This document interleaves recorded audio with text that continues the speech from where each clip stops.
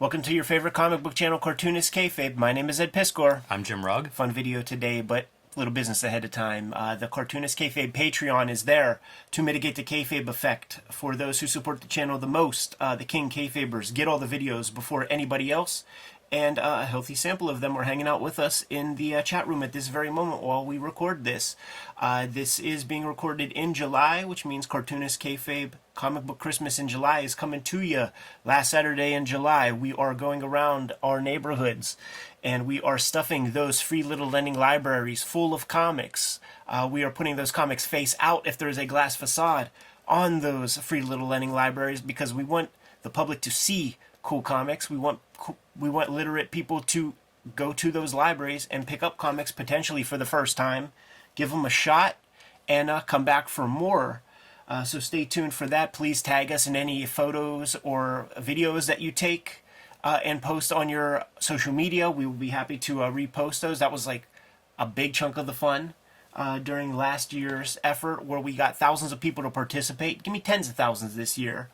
Now that that little part of business is out of the way, we did one of these before. Let's do it again, Jimmy, where we take every single issue of Mad Magazine, this time from 1990, from January to December, which is not 12 issues. Usually it comes out 10 times a year, but this is about 9.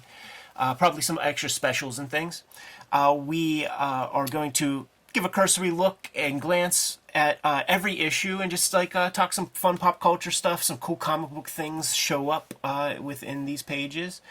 I don't want to give anything away. Yeah. But I can't believe there's not a station that just looks at Mad Magazine covers through the ages. These are some of my favorite videos. Oh, dude. They are such a snapshot of a time period, and everything floods back. Like, I look at this because, and we've said it in Wizard episodes, like, my timeline's just all over the place. You encounter this stuff at different times. To see it more or less chronologically through these covers, and so innovative. Like, starting right here, an 8-bit Newman, like, come on. Yeah. You know, like, what more could you ask for? This is a cover to me. I look at this and go, if I had thought of that today, I would feel pretty proud of myself. Totally. It has aged gorgeously. Absolutely.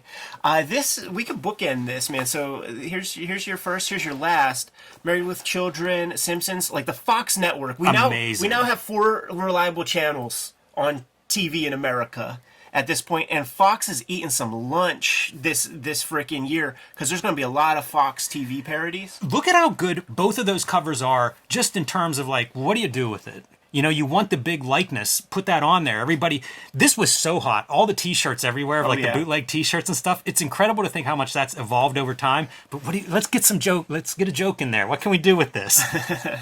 It's amazing. Cool, so let's jump in. And you know what, man? Let me give shouts to Alika Seki, who's the guy who I made a deal with when we went to Maui Comic-Con a couple of years back, man, like right after the year after COVID or something, I think that was. And he had every issue of he put together every issue of Mad Magazine from issue 1, the comic, to like 450 or so. And I traded him a piece of artwork for all of it. You know, like I get home, you know, at the end of the convention. Several days later, it was 15 priority mailboxes showed up on the front steps, man, to represent all of those issues. So we have them all. We have all the issues that matter, man, every single one.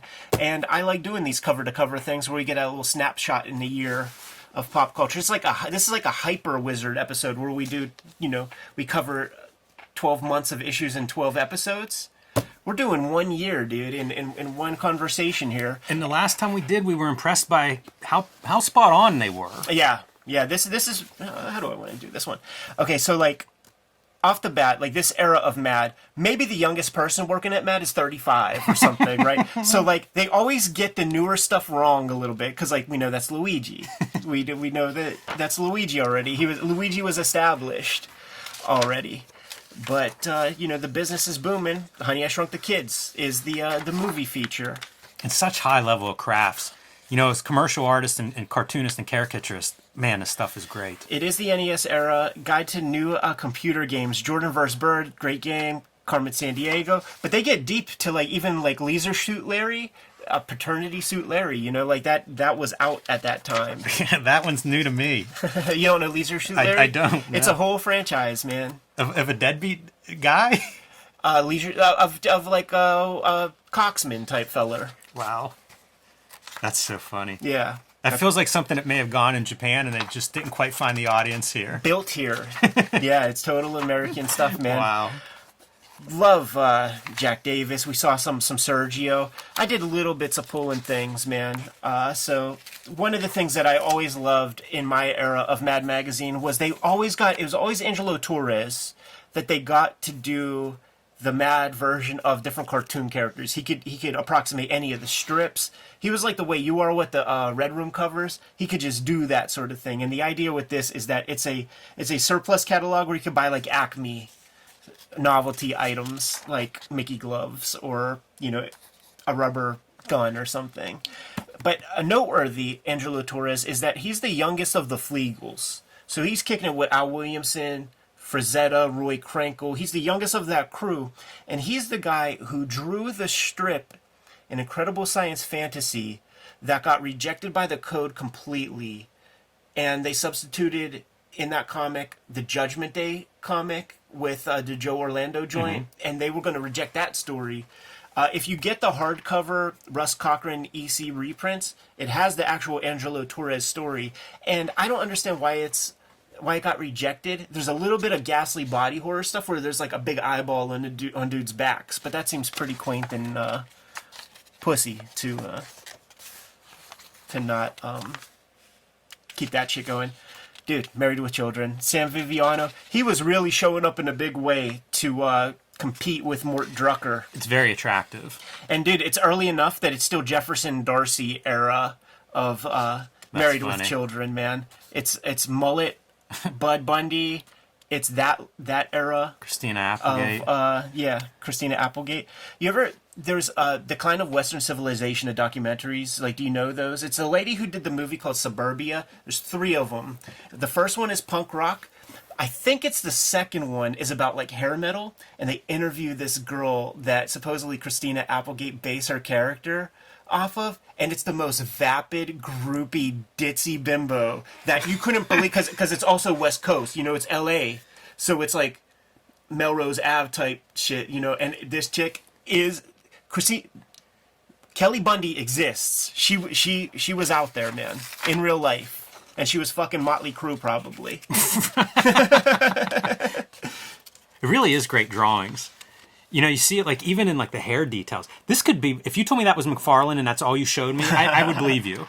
Yeah, man. That's so funny. It's almost Mary Jane. So fascinating how like Fox really was. They drew their line in the sand in like 1989, 1990, and they really showed up in a big way. This is a wild program. Married with Children was super subversive. Like, and that's what Fox was considered. Like, everybody was like, that's trash TV. That's trash stuff. Around this era, too, everybody remembers Simpsons. Everybody remembers this. Everybody remembers 90210. There was a show where George C. Scott was the president that I remember as a little kid. Like, he played the president of the United States, but it was a comedy show. Completely forget what that is, man, but clearly just a blip. Rest in peace, Al Jaffe. We lost him very, very recently, probably the last of that era. This video is brought to you by the Cartoonist Kayfabe Patreon. 3 levels of access to our videos early, and at the King Kayfaber level, you actually get access to all of our videos early and the recording session. So you'll be the first in line to beat the Kayfabe effect. When you see a book that you want to add to your collection, you'll get it before the Kayfabe effect sends it through the roof or makes it hard to find. These videos are also brought to you by the books that we make. You see our bibliography in front of you. We've got some new books on their way or recent additions to our publications. So Street Angel, Princess of Poverty will be out later this year from Image Comics. This collects all my Street Angel comics that are not in Street Angel Deadliest Girl Alive, which is also available from Image. You can see Hulk Grand Design and the Plain Janes as well. And my latest comic, True Crime Funnies, available directly from my website or on my Patreon. Ed's got some big books coming out later this year, starting with the Hip Hop Family Tree Omnibus. Notice that beautiful gold foil cover. This is going to collect all of the Hip Hop Family Tree comics as well as 140 extra pages and will be out this fall in time for the holiday season. But it has been sent to print, so you're going to want to reserve your copy ASAP to make sure that you get one this holiday season for you or the hip-hop fan in your life. X-Men Grand Design is being collected, all 3 of the X-Men Grand Design volumes in one easy-to-read copy. So pick that one up. Again, pre-order it now. It'll be ready for Christmas this year. And Red Room Crypto Killers, the 3rd season of Red Room. First 2 issues have been released already. There are 2 more coming soon. And there are 2 trade paperbacks collecting the first 2 volumes. These are all self-contained, so whatever Red Room you find, that's the perfect place to start reading. And now back to our video. A lot of covers are like this, Jimmy, where it's kind of a little bit of a gag. There's not really a big pop culture parody piece to lean on. No, I'd say the significant thing there is Sergio Aragone's doing a really nice full cover Getting illustration. a payday. Yeah, getting a payday, dude. Well, and also a little outside of his style. Like, I wouldn't have guessed that was him. If all I had was the cover to go by, I wouldn't know if it weren't for the signature. It's cool to see him flex. It would be fun to see, like, if patterns show up where, like, you know, like once a year they'll give Sergio that cover rate, because historically, classically, covers you get 2-3x the price of an interior page, and Matt already pays really well. So maybe you want to spread that out and not just give the big payday to just. It's true, just, man. just if one you're guy. an editor, you want to keep your talent happy. Absolutely, man.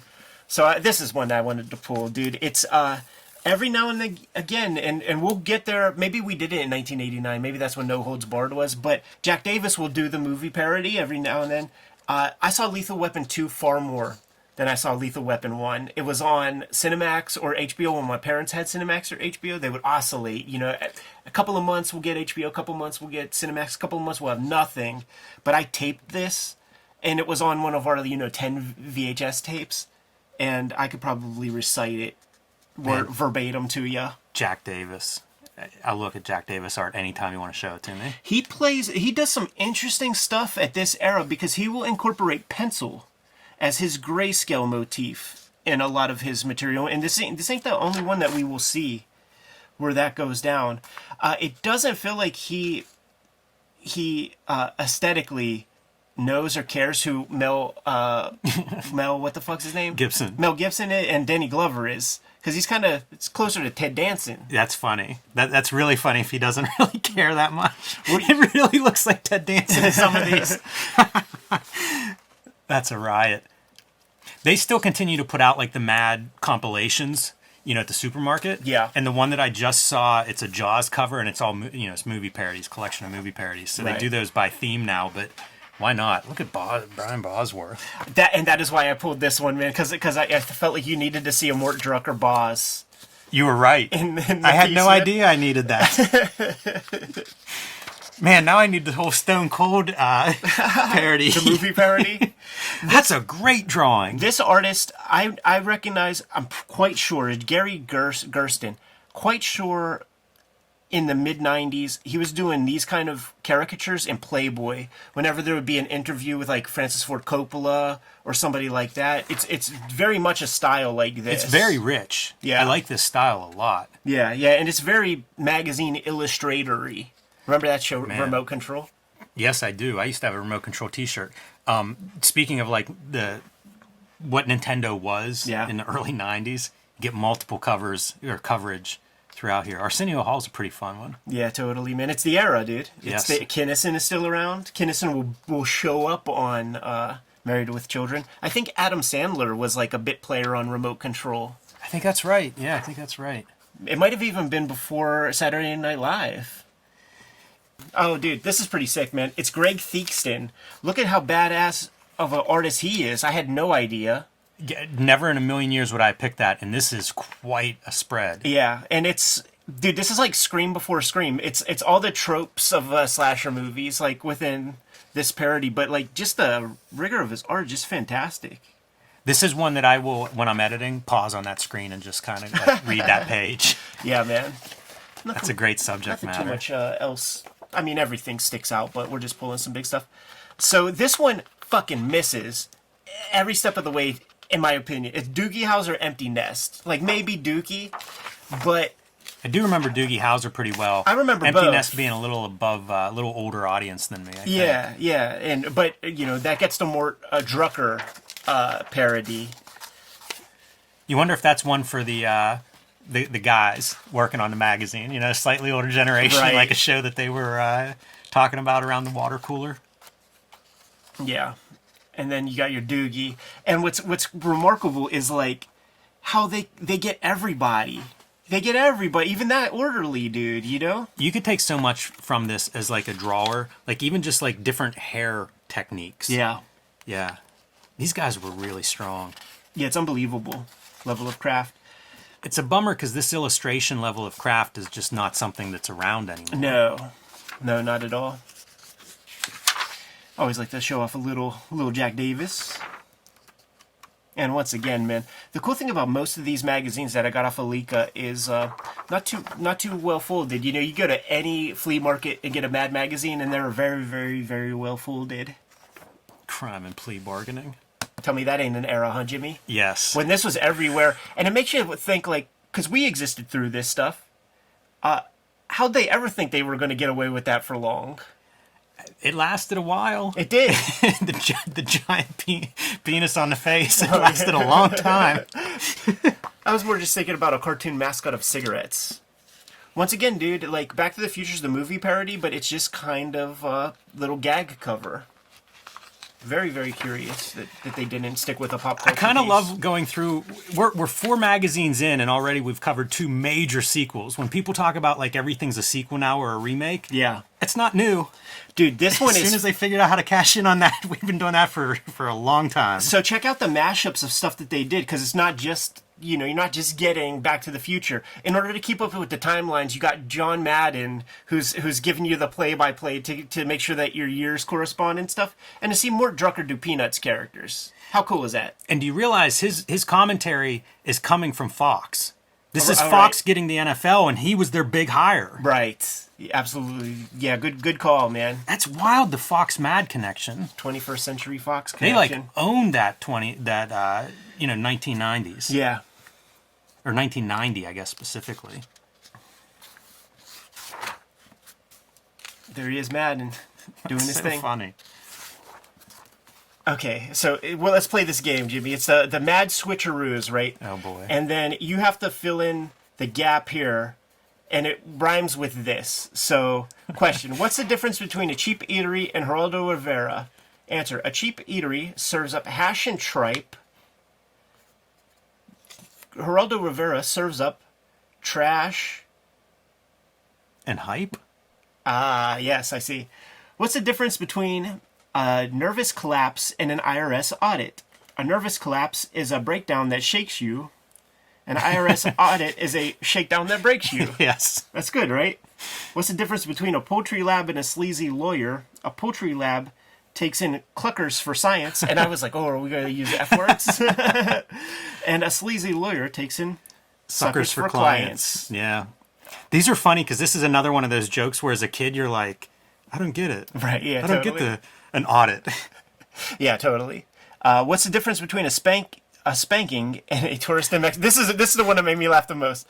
What is the difference between a spanking and a tourist in Mexico? A spanking rattles the buns, and a tourist in Mexico battles the runs. What's the difference between a horse player and Jason? A horse player backs up a hunch, and Jason... Hacks up a bunch. What's the difference between a smoker and Kermit the Frog? This is another one of those ones, man. A smoker craves a cig in the pack, and Kermit the Frog craves... Pig in the sack. It's a strange bit. I bet you those were like ad-lib type books that were out at the time or something. Like that's like a little pop culture thing that came and went. I also bet they had just a wall of stuff written. Sure. Many of the best ones that just could not be printed. Right. Now, Angelo Torres, no, this is Russ Cooper. Famous movies were made into comic strips, dude. So, always a sucker for this kind of thing. The Godfather with little Woodstock heads in the bed. That's pretty clever. Honey, I Shrunk the Kids. Calvin and Hobbes getting squashed. Trying to approximate that line, can't do it. Can't do it, man. Angelo Torres would have been your guy. Psycho by Kathy Geiswhite. I think this passes the mustard 90%, though. Sure, it's good. Yeah, it's not bad. Lean on Me by Gary Trudeau. Beautiful. But that's not all, dude. Taxi Driver in a one-panel cartoon. Bill Keane. Was Godzilla a strip? Or like a single, like a Marmaduke? I had no idea about that. Yeah, I don't know about that. Or no, my bad. We're getting conflated. It's Marmaduke or whatever. I don't know what this is. Gotta be but Marmaduke. it's the Godzilla kind of thing. We got confused for a second, man. The Garfield version of Cries and Whispers. It would be funny if I knew what that movie was. Do you know that movie? I don't know that one. But this is funny as you get into like further down, we're getting Blondie and Nancy mashups. And it's perfect. Great Balls of Fire. So you have like marrying your little cousin. Dagwood and his little cousin. Dangerous Liaisons. I bet there's titties in that movie. Doesn't that sound like a movie where there would be some nudity? Maybe Demi Moore. Nightmare on Elm Street as BC, I guess. Platoon would be Bloom County. Opus. Throw Mama from the Train would be... Is that like Gahan Wilson or something? Yeah, I don't know. I don't know what this strip is supposed to be. I love that shit, dude. Big sucker for that. Yeah, that feels like that's from the very beginning template of Mad Magazine that you would go into the comic strips. Yeah. War of the Roses, baseball card speculator boom, Coach is on TV, New Kids on the Block. That feels late. But then with Simpsons and New Kids on the Block, that roots it into my time period. I'm in second grade here. Once again, another gag cover that it's not really like a movie parody or anything like that. No, but you got your all-star Jack Davis doing it. So again, like throw your good artists, make sure they get a cover or two that year. The stuff that he was doing, man, he was doing TV guide, 2-3 TV guide covers a year. Yeah, I mean, he's my money for the best illustrator to come out of comics. Maybe the most prolific, if not the best. Still got the OG Spy vs. Spy guy doing his thing. I forget his name. Yeah, I remember buying like one of the compilations of Spy vs. Spy, the way Mad would do their compilations. Right. Always great for like essentially a wordless comic. This Rick Tolka caricature of New Kids on the Block is the big highlight here because he's vicious, man. Like, look at them DSLs on this boy's face. I like that art. Oh, it's so good, man. It's so good. Like, so this era would be second grade, and there were 2 times where I completely went against 100% of like my classmates or like my contemporaries. One was we got participation trophies in Little League. We didn't win a game, and I was so embarrassed by that and fucking insulted, and everybody was like, dude, why are you being a party pooper, blah blah blah blah blah. I'm like, fuck this shit. And then the second one was me shitting on New Kids on the Block in second grade at Catholic school, and I said that dude Danny looked like a monkey, and to imply any kind of like evolution kind of gimmick in Catholic school, I had to do the write on the board 100 times. Really? Yeah. Danny from The Bart Simpson. Exactly. And Simpsons comes out after. So that beginning, and I'm like, hey, I had to do that. Like I thought I was that was just something we invented at school.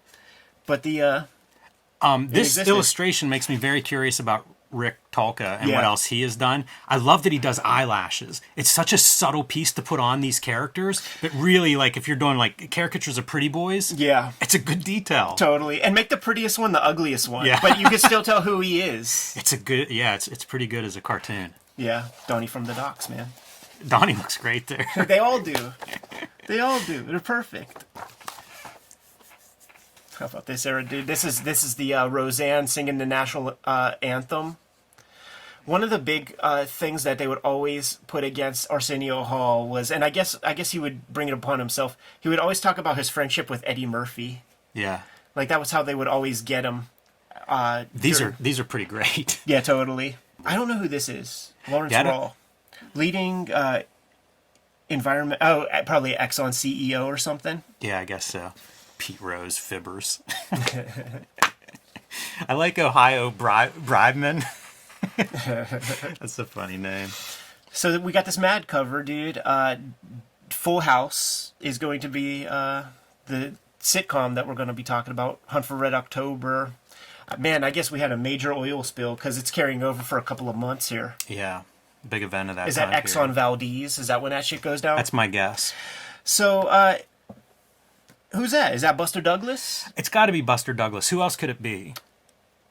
Keenan Ivory Wayans pretending to be Mike Tyson, which he did on In Living Color. But it barely looks like Buster. That looks like Buster, but that face looks like Keenan. whenever I got the Genesis, which would have been for Holy Communion, once again, second grade thing, one of the games I got was Buster Douglas Boxing. And when it came out, the belt already changed hands. So, like, before the game even came out, like, Mike Tyson kicked his ass again. Or was it? No, was it? Riddick Bowe. Riddick Bowe, yeah. This is fun, dude. Full House. Were you a Full House guy? Watch every episode 2 times myself. I wasn't to that extent, but sure, I saw it. Hard to avoid. What I like about this stuff is there are things, just because you can't predict the future, right? So everybody looks good. DJ, Stephanie Tanner, but they just do random baby. Because it's just a baby. Like, you're never going to need to know what that kid turns into, but more successful than every single one of these people combined. Right. Billionaires. Yeah, who would think? Three Stooges makes a lot of sense to me as if you're going to cameo some people in a Full House Absolutely. parody. There is you can watch it on YouTube after you watch your Cartoonist Kayfabe stuff. The pilot to Full House is available in full with everybody in their proper rules, except for some schmuck is Danny Tanner. It's a different guy. So it's a real, like, Mandela effect kind of thing. It fucks your mind up. And when you watch the regular first episode, everybody takes the same pregnant pauses and beats in between their lines and stuff. It's just this new guy who's in the mix, man. So clearly it came back from their focus group or whatever and was like, everybody's cool except this fucking drip of a Danny Tanner. We need something more. We need something better. I still say you can take so much character design from this and put it into comics. Absolutely. And it'd be an improvement on 90% of the comics out there. I hate to always just blow past the Duck Ed Wing stuff, but he's a fantastic cartoonist, man. Absolutely stellar. And again, stylistically, that just doesn't exist anywhere today. Here's a real good sample of that Jack Davis pencil gray tone stuff that he was doing at this time. Also, great examples of how much he would bend anatomy around. Like, look at this wind up for the throw. That stuff always would kill me because it would look really good. It would even make sense, and it kind of fit the How to Draw Comics the Marvel way of exaggeration. Yeah. And yet, how do you translate that whenever you're barely able to draw anything? Like, it was impossible for me to understand why did that work. Absolutely. How's he doing that? I don't know if he's the guy who did these. I brought it up before, and I can't really find anything online. But during this era, like around like the Deadpool, New Mutants era, Extinction Agenda, if you go to like the corner store and stuff, there were height of the football cards and baseball cards. There were these football cards that were like, they were small books. And it would be like Warren Moon, and it would have like a line, and you see them in the old Marvel comics, and it would have like their name up there, a photo, but when you open it up, it would have a caricature that was drawn, and in my mind, it's Jack Davis, because like that was some of the first stuff that I remember copying a lot and being able to like approach. The Warren Moon one I remember the most because it's cow jumped over the moon, so it's Warren Moon like dancing over top of the moon. Who is this artist? Oh, dude, that's Dave Berg. Gotcha. The lighter side. And it's, as far as I know, because we have Every Mad magazine now, Yeah. he was never funny. I don't get it at all. It was never funny. That is Bill It's a Gaines. great Bill Gaines. Yeah, that's what caught my eye. Bill Gaines shows up in every issue. I'm in a weird angle, and it's so clousy in certain parts of it from this angle, and it might just be like it's a clean line that I'm looking at, but it's strange from over here. Right. Looks good. Yeah, this stuff is just gold. So when you talk about the stuff looking good, I have to assume that some of it is like the weight and balance feels so evenly distributed. Like that feels so accurate. It doesn't feel lopsided. It doesn't feel heavy. Right. Nobody's tipping over. All the exaggeration still feels like it works. Like I feel like I could break down these like giant dudes if I were just doing like the cylinders or the stick figure underneath, and it all works. Yeah. Like it all fits. That changes, I think, at some point here in the early '90s as cartoonists start to get kind of out of hand. Modern day law school. Man, Jaffe. So inventive. And Every one of these fold-ins is just phenomenal from one to the next. Totally. And I don't know that he did much work beyond these things. This had to pay a mint. Yeah, you'd hope. You'd hope so. 2 more issues, dude. We're in the October 1990 issue. They missed the mark on this one because the big parody piece is Gremlins 2. But this is the era of the Teenage Mutant Ninja Turtle movie. Now, we did do 1989 cover to cover where we went through every issue, and I believe there was a Teenage Mutant Ninja Turtle cover with Alfred E. Newman then, so maybe that's the reason why you don't do it this year, but that's far enough span of time that like that I feel like this is going to sell some shit. And certainly the issues of Mad that I do not have at the back end, Trump is on the cover every 2 issues. Maybe every single issue. It's like more Donald Trump stuff. So like, you know, you could have a Teenage Mutant Ninja Turtle like this year also. Big year for them. Yeah, you get the impression that people, every time they did something successful for a while, I feel like it surprised everyone. And at some point it's like, nah, that's an institution. Just accept it. Make a new movie. Right. Wanted to do, give a good look at the RoboCop 2, because that's Frank Miller. Right. And when these guys do parody stuff, you see it most often in Cracked when it's John Severin doing the movie parody, where you see the most photo-accurate stormtroopers in a Star Wars comic you've ever seen in your life, or like a well-put-together lightsabers or Darth Vaders. This is Angelo Torres, and that's a pretty good RoboCop.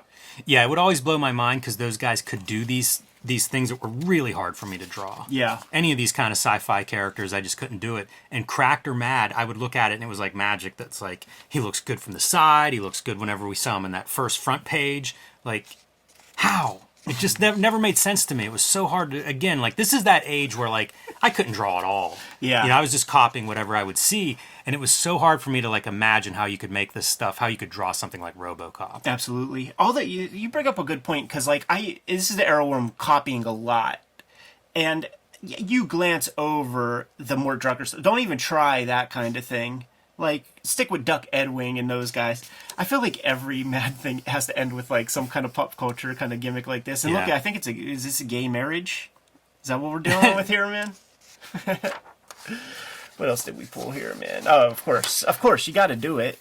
Yeah. I think there's a piece of naughtiness in here, man.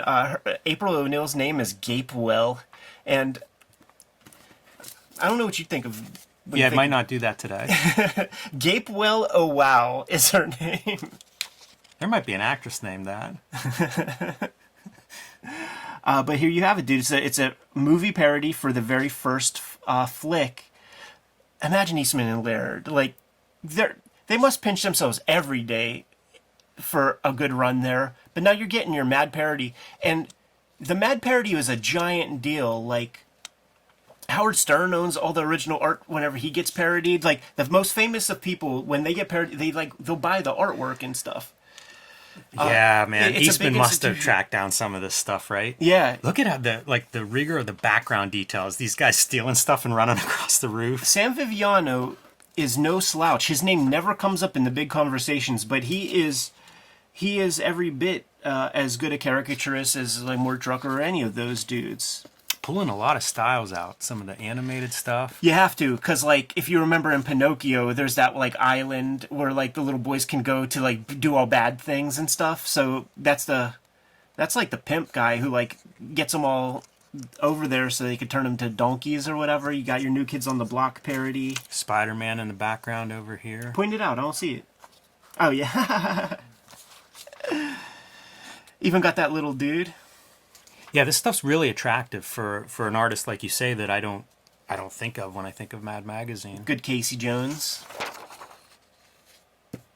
All of it's pretty strong.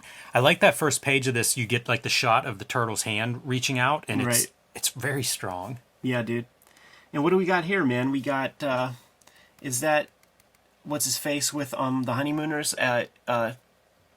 Norton. Norton, yeah, Ed Norton.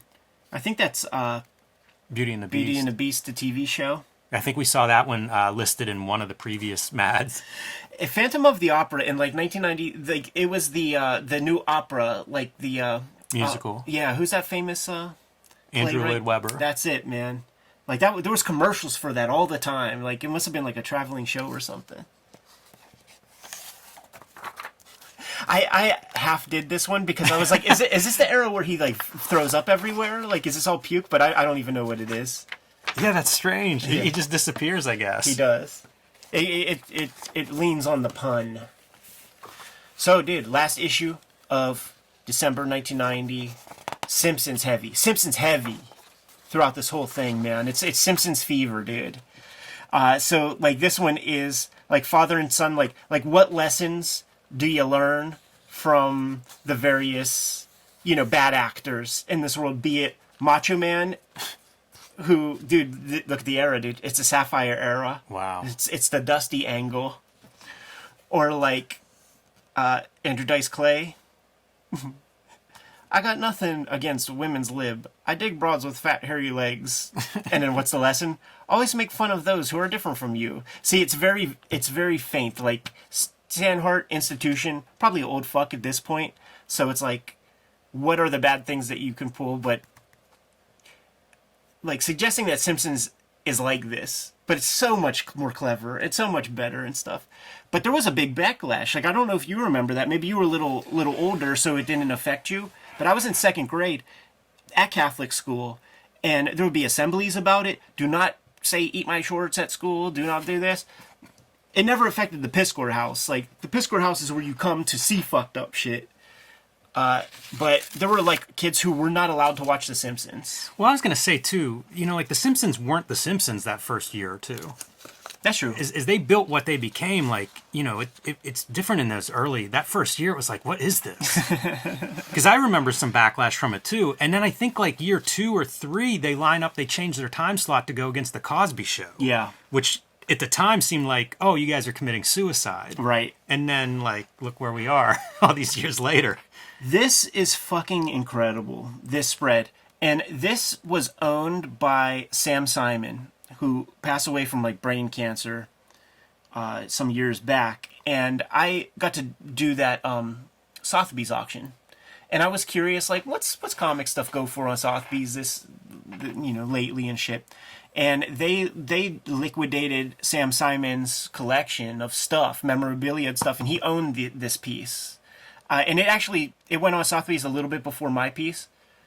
Didn't go for that. You could have bought this for like $700 or like a very cheap amount. Very cheap. That's shocking. But what's remarkable is, like, Sam Viviano, once again, right? He's the all-star of this issue. The amount of caricatures, that is Dan Castellaneta, the voice of Homer. That is whatever that lady's name is, who does the voice of Bart Simpson, who's a Scientologist. They're all in here, dude. That is Matt Groening. Wow. Like, they're all in. Maybe, Sam Simon is in here somewhere. Al Jean is in here somewhere. I don't know what those dudes look like. That might be Jim Davis. Or Jim Brooks. Yeah. James Brooks. Right. James Brooks, yeah. Here's your lineup of Fox TV shows. Fox Almost Network. Because if you remember, like, TV channels would, like, it would be Fox for, like, half a day. From, like, it would be something else at the end of the day. Nickelodeon was that way. And then at night, it would, like, sign off pretty early, be color bars. And then at, like, 5 a.m, it would play the most jingoist. It would show, like, the Blue Angels across the Grand Canyon with, like, smoke coming out, playing, like, the Pledge of Allegiance or, like, one of those, like, pre-ball game kind of songs. And then it would start the day. So, like, here are the shows, dude. Married with Children, 21 Jump Street, Booker with Richard Grieco. Was that Richard Grieco? Yeah, I think so. Did Richard Grieco have 2 shows? He must have spun out of 21 Jump Street, right? That's crazy. And I don't know what that is. Or maybe spun back in. Or maybe this is just like... Booker lasted too long. You're right. Is this The Outsiders TV I don't know. show? I was looking at that one, and I don't remember Outside, something like that. So that was another one short-lived. Right. This is... At first I thought this is Theakston again, by the way. It's photorealistic artwork almost. I thought it was Drew Friedman when he, like, got into his inkwash period, but it's not. That is so uncanny. Like, some of these really look like photos that you were then... Do you think Just they're adding photo the top. eyes? It's They're so close, weird. man. Yeah, they're close. They're so close. Feels like early AI, like, mashups of Right. stuff. Yeah, like just type in Mikhail Gorbachev and Bart Simpson into your Mid-Journey and send us those JPEGs. Let's see what that looks like. Man, when I see that stuff, like, it pops as being super different. I'm surprised that somebody didn't run with that a little bit. Yeah. I mean, I think that Drew Friedman fills that niche eventually. But there you have it, dude.